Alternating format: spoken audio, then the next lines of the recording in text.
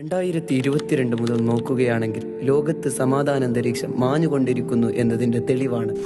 UNO പോലെയുള്ള സംഘടനകളെ വെറും നോക്കുകുത്തിയാക്കിക്കൊണ്ട് നിലവിൽ 59ഓളം രാജ്യങ്ങളാണ് യുദ്ധഭീതിയെയും അതിർത്തി വിദ്വേഷവും പകർത്തുന്നത്. നോക്കണം, 1.5 വർഷങ്ങളോളമായി ഇസ്രായേൽ ഫലസ്തീനിന് നേരെ നടത്തിക്കൊണ്ടിരിക്കുന്ന അധിനിവേശം. ഇതിനകം 50,000-ഓളം വരുന്ന പാവപ്പെട്ട ഫലസ്തീൻ ജനതയെ ക്രൂരമായും മൃഗീയമായും കൊന്നടച്ചു കളഞ്ഞിരിക്കുന്നു. വൻ ശക്തിയായി വാഴുന്ന അമേരിക്കയും ഈ നരഹത്യത്തിന് കൂട്ടുനിൽക്കുകയും ചെയ്തു. പട്ടിണി സഹിക്കാതെ അലയുന്നവർക്ക് നേരെ ഭക്ഷണം നീട്ടി കാണിച്ചുകൊണ്ട് വെടിവെക്കുകയും ഭക്ഷണത്തിൽ മയക്കുമരുന്ന് കലർത്തുകയും ചെയ്യുന്ന ദൃശ്യങ്ങളാണ് ഇപ്പോൾ കാണുന്നത്. പാവപ്പെട്ട കുരുന്നുകളടക്കമുള്ള ആ ജനത ചിന്തിച്ചു കാണും, ഈ ഭൂമിയിൽ പിറന്നു വീണത് ഇത്ര വലിയ പാപമാണോ, ഞങ്ങളും മനുഷ്യരിൽ പെടുന്നില്ലയോ എന്നുമൊക്കെ.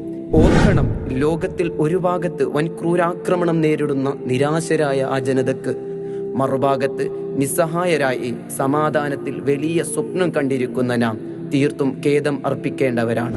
പ്രാർത്ഥിക്കാം അവർക്ക് സമാധാനം എത്തുന്നിടനീളം, കാരണം അവരും മനുഷ്യരാണ്.